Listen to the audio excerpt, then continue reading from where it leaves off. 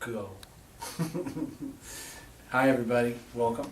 So this is our perfect posture class that we're doing tonight. So part of this class is education about posture, and part of it is actually going to be an interactive part where we're going to talk about different types of exercises that you can do at home to improve your posture. But I'm going to give you a little bit of why it's so important first so you understand, and then we'll follow it up with some of the things. We're going to go through some of these exercises a little bit briefly, because once we're going to get to the end of the class, I'm going to show you a couple things to do, but then also we're going to individually go through exactly how to do each one of these for each one of you, so you know exactly what to do. Okay? All right. So perfect posture. So one of the things that we've known and loved that has come out in research lately is more research about how posture is directly related to our mood. So probably the one thing most people don't think about, you might think the way I'm sitting is hurting my back, or maybe my posture in front of a computer can give me headaches or back pain, or so on and so forth, or maybe some things are getting weaker, or maybe I see my body changing. I know from me being a chiropractor for many years, I've spent the last 29 years bent over a table, and if I look at pictures of myself from 29 years ago to now, I can see some changes in my posture. Even though I exercise, it's hard to undo what I do for 8 to 10 hours a day for 29 years. So but we do have to do what we can to try and protect our bodies and make them stronger all the time. But one of the things this new research is coming out with, and I'll say new, but some of it's a good 10 to 15 years old, and there was a research study done a while back, and now it's become like a lot more researched ever since.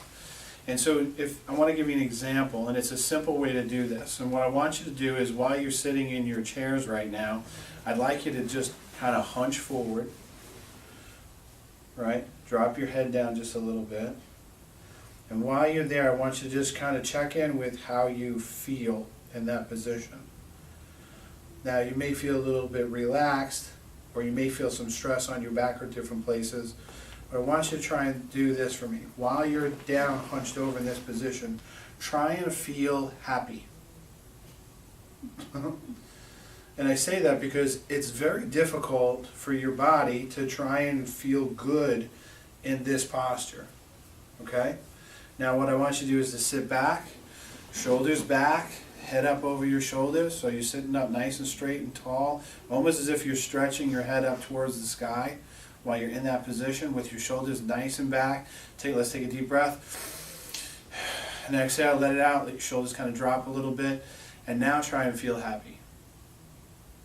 Feel good. Instantly, your brain changes, your brain chemistry, the way your hormones work in your body. Everything changes in an instant when we change our posture. It's also hard to be like this and put a smile on your face and then feel bad. So if you're like this and smiling, it's really hard to feel bad, right? And we know people who are depressed, have a negative self-esteem, their body language is this, yes?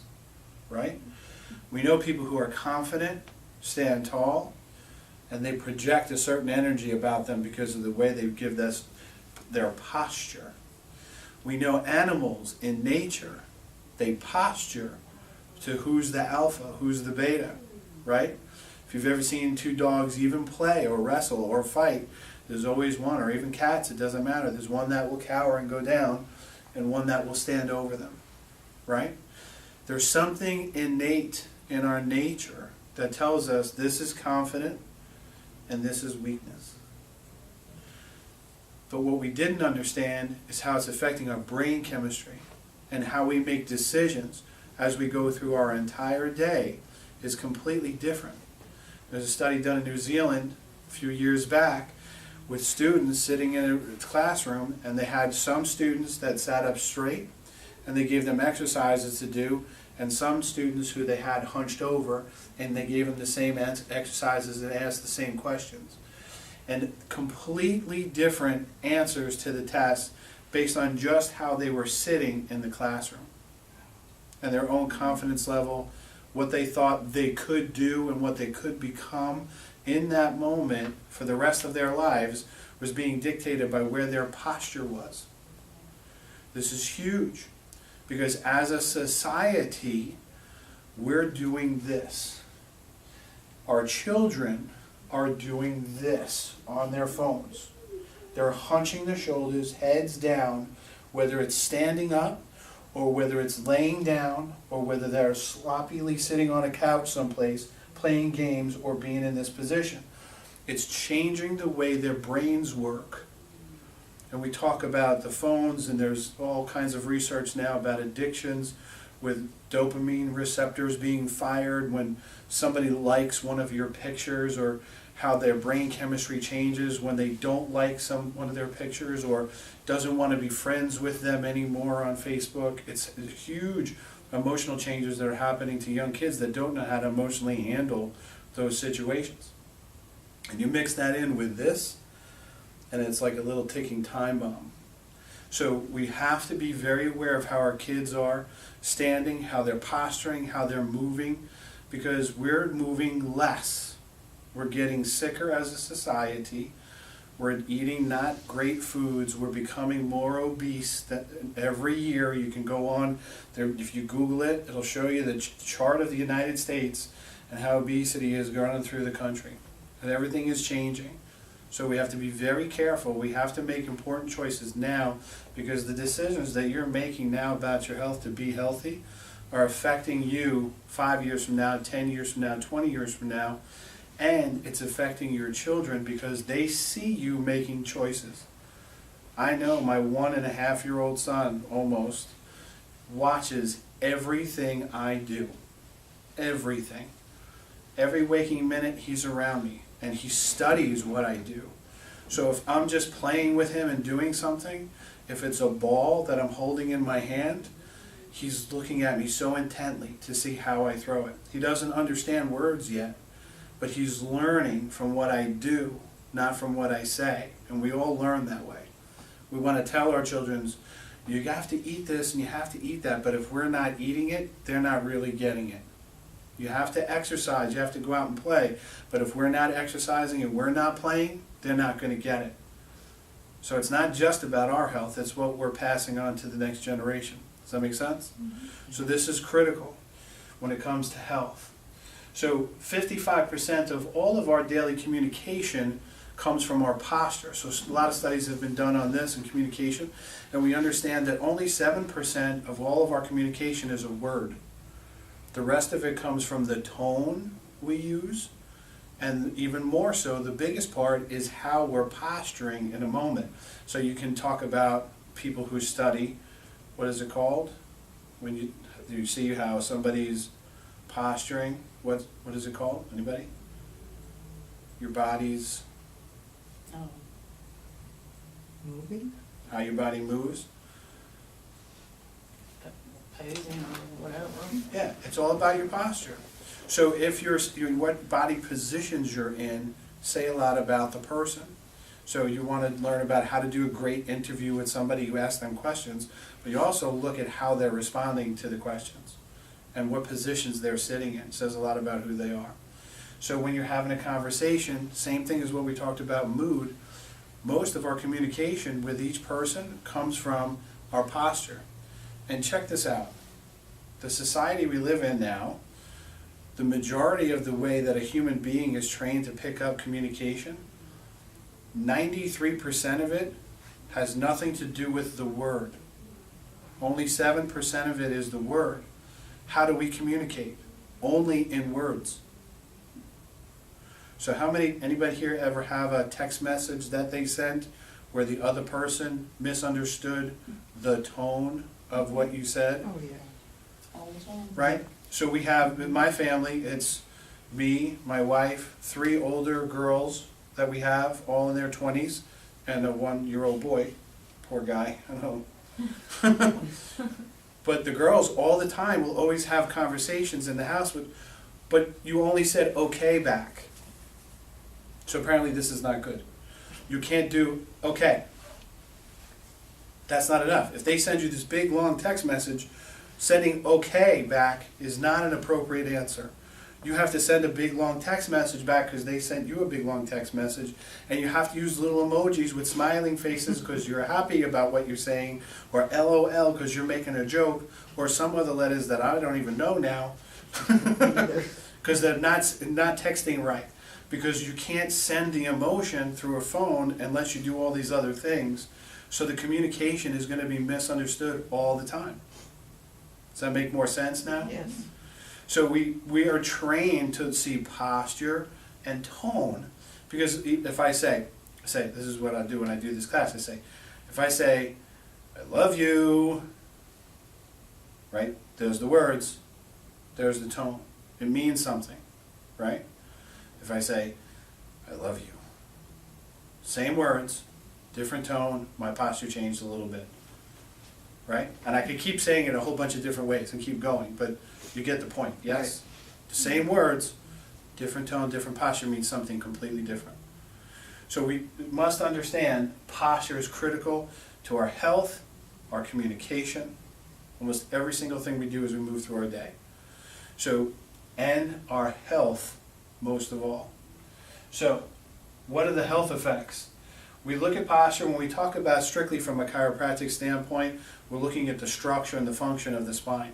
So studies tell us now that as that head moves forward every inch, it gains 10 pounds of pressure. Wow.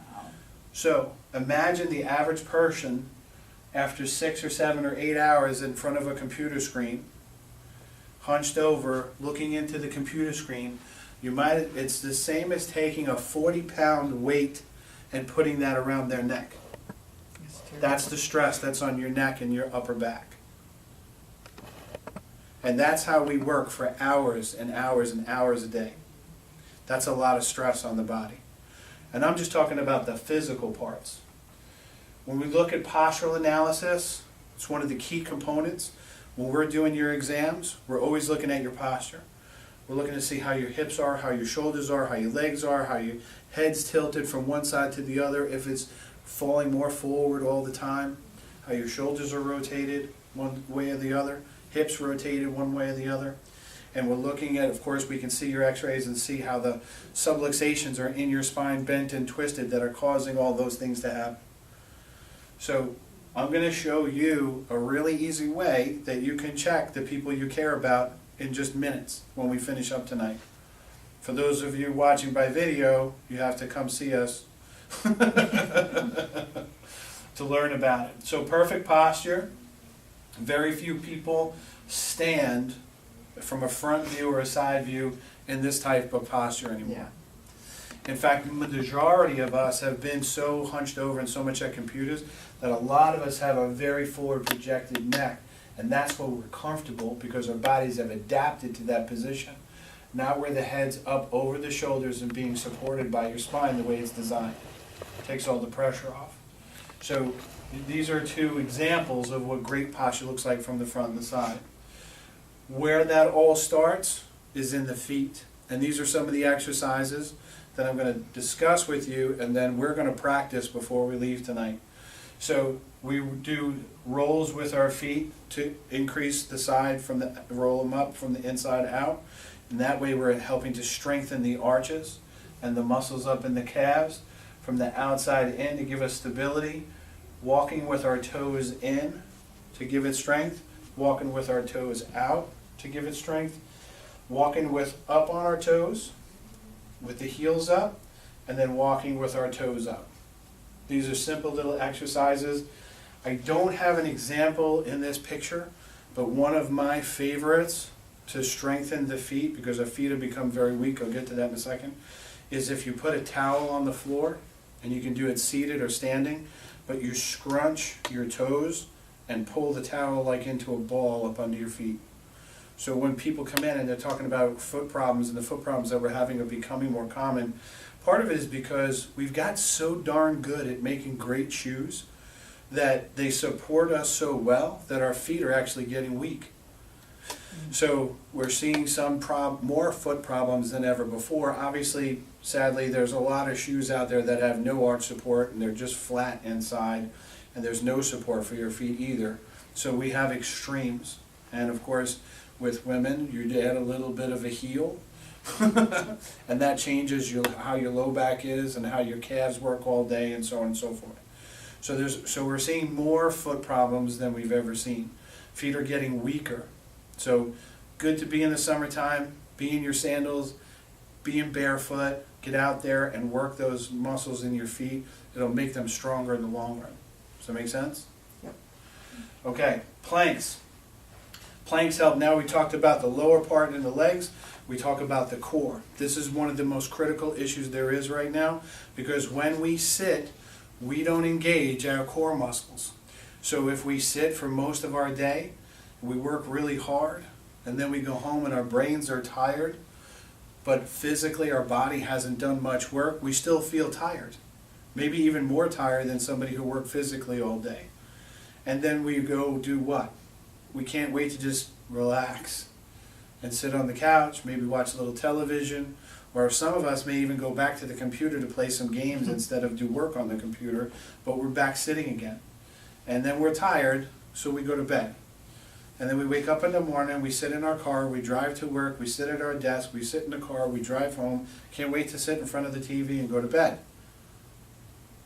Pattern, not healthy. The muscles in our body are always adapting to any of the stresses that we put on them. So it doesn't matter if you're 3 years old or 93 years old, if you exercise, you grow muscle tissue. The younger person is going to grow muscle tissue faster than a 93-year-old person. But we still grow muscle tissue. It doesn't matter what age we are, the body's always adapting. It's never too late to exercise, no matter how old you are. That's what the research and the studies tell us. The core exercises, this is the simplest, easiest thing to do to rebuild your core muscles when you sit, especially during the day. Because it engages your stomach muscles and your back muscles, your leg muscles and shoulder muscles are all the things that help us with our posture. And those are all the things that are engaged in these two moves. You're not doing a sit-up, which for many people, especially with back problems, is not a good idea. You're not doing leg lifts and throwing your feet up in the air, especially if you have a back problem. These are not the best exercises. This is at least this to start before you can do those other things. So we want to strengthen this. The front planks that we do, we're going to spend almost twice as much time in a front plank that we can in a side plank, and where everybody starts is different. So a person may do a front plank and they may only be able to do 10 seconds. And I've seen people that have come in here and they can't even do a regular plank, not even for 10 seconds, because the core muscles are so weak. And these are young people, not older people. This is young people who can't even do this. So they have to start out with their knees bent on the floor, like you would modify like a push-up, right? And do it with on your knees instead, to try and even get started. And that's a sign of how weak this is inside. And then we go to a side plank and we hold it up on the side. Same thing if you need to modify, stay down on the knee, you start. And it doesn't matter where you start with these exercises, it's always where you're going. And I want your core to be stronger next year, not even weaker than it already is. Does that make sense? Yep. And it only takes you a minute or 2 or 3, 4 minutes max. If you can do a 2-minute plank, that means your core is as strong as it should be and stable enough to hold up your spine. And the majority of us, because we sit so much, we can't do it. Most of us can't. So that's the goal. 2 minutes on the front, 1 minute each on the side. That's a 4-minute exercise. You're good to go for your day. Wow. That's it. And it's the repetition with this exercise. It's not spending 40 minutes doing it over and over and over and over and over again. It's only a little bit every single day. And then every single few months, it's better. When we do our EMG tests, we can measure where the weakness is, and I can measure as we go back with the patients that do them, and you'll see it gets stronger and stronger and stronger as they go through it. And their backs get better and better and better. Make sense? Yep. Okay. One of the other things we get into a lot of is when we're in that seated position is that our legs are bent. So our psoas muscles become shortened and our hamstring muscles become shortened because they're bent in the seated position. Those are two areas that are great for stretching. So you want to do stretches for the psoas where you take a big step forward and then you lean back. Some of you may be more flexible and may need to lean to the side just a little bit to get that front side opened up. And then of course the hamstring stretch, back of the leg, lean forward, up, maybe you can put it up on something, wherever, a chair, or keep it even flat like I'm doing on the floor. If your back stays flat, then you can go just a certain distance and mine's already engaging there. So I'm already stretching my hamstring. You don't want to bend your head all the way down to your knee. Especially if you have a back problem, you want to keep that back flat and just stretch the hamstring, isolate that, no extra movement in the back. Okay? One of my favorites, upper back strengthening. So part of this is where we're getting with the computers. One of the best exercises is what's called, the nickname is called a wall angel. And I don't know why I know why they call it, because it's like a snow angel kind of a thing, but it's not easy to do. You might look like that and say, oh, all she's doing is putting her hands up. No, we're going to talk about this in a little while and show you how to do it. It's not easy, especially if you've been sitting at computers for most of your life. It's a very difficult exercise, and absolutely positively, if you do nothing else, this and a plank and a couple of simple stretches, it's going to change your life month to month to month that you do it. Okay? Next exercises, we lose that curvature in our neck. It reverses, so we should have a forward curve in our neck this way when we look forward. Forward curve in the low back, backward curve through the mid back, forward curve again here. Most x-rays I take nowadays, almost everybody has a reverse curve. Everybody. We saw one today that had a good curve, but it's incredibly rare. Wow. Anymore. 20 years ago, the only time I saw reverse curves was somebody had a car accident or had some horrible injury where their head got snapped back and forth, and then we would see it. But it's so common nowadays where patients are just because we're doing this and we're doing this. So we're losing that curve. Simple exercise, neck exercise. You start, I recommend putting your fingers on your chin and then just pushing your head straight back.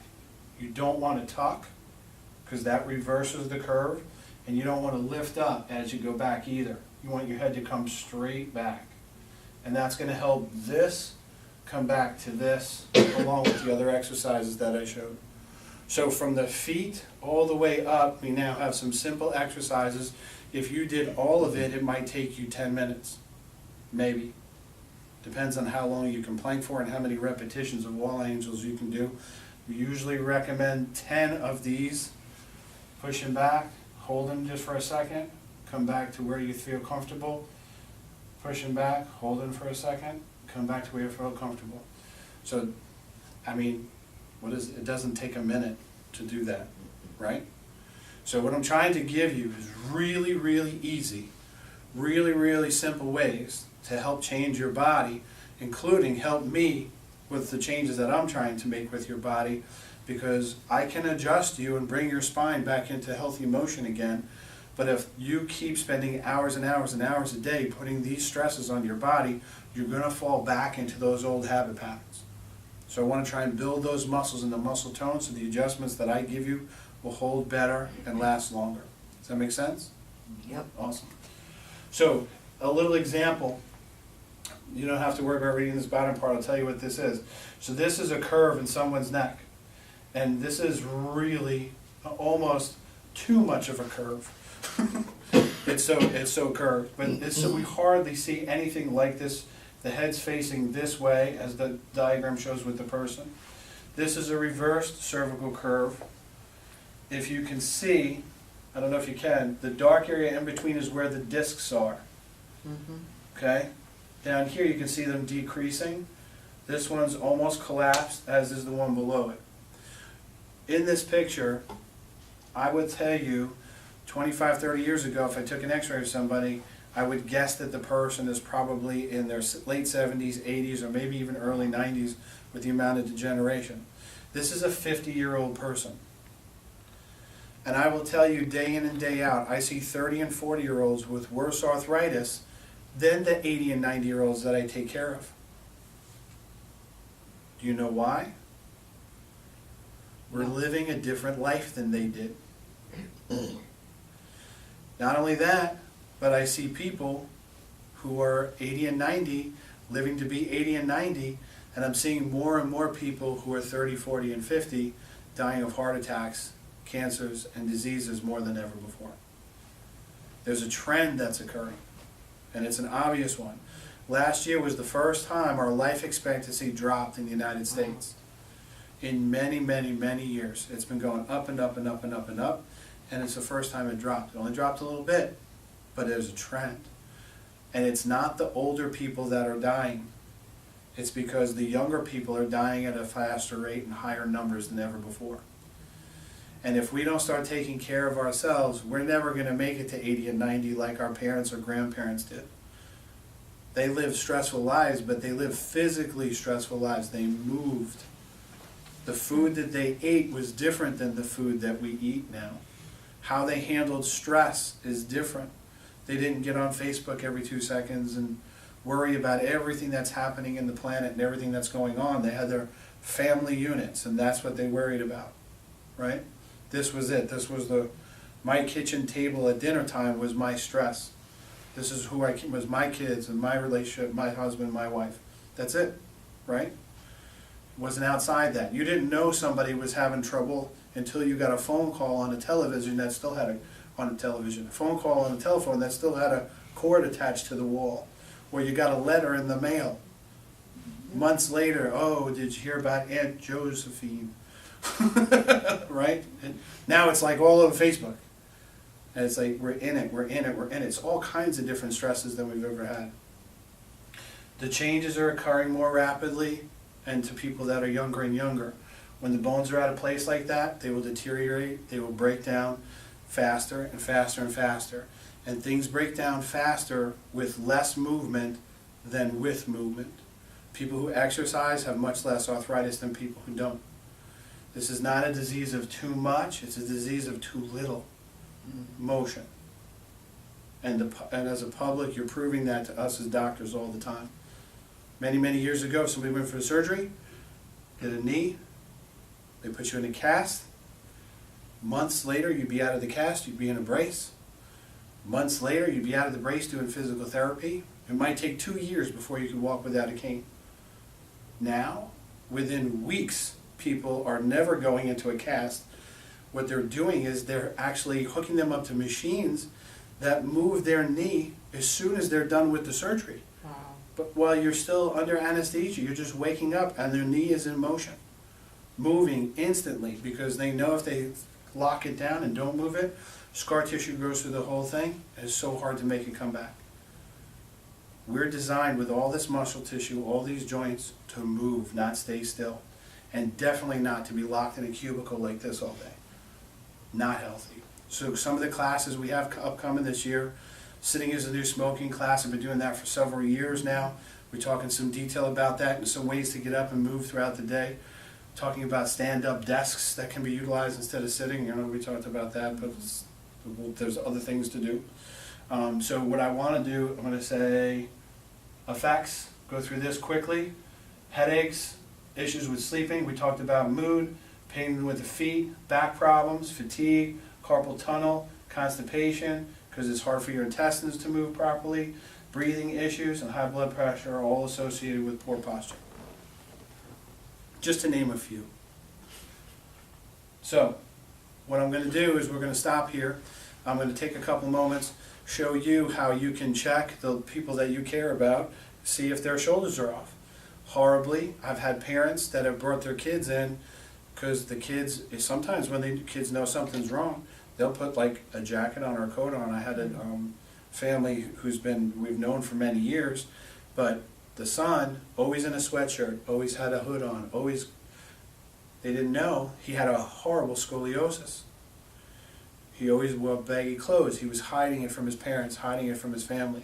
They didn't know. Finally, it came about. The mom noticed it. She was horrified, brought the son in. We looked at him. It's too late. The scoliosis had gone too far, and it was too bad. He's off to have surgery. Rods in his back, screws, all kinds of stuff as a teenage boy. It's going to change his back forever.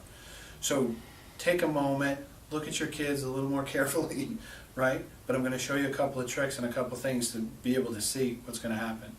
Thank you for watching our video. If you like what you saw, be sure to subscribe to our channel. Yeah, and like us on Facebook. There's always a lot of information also on our website at rosemontchiropractic.com.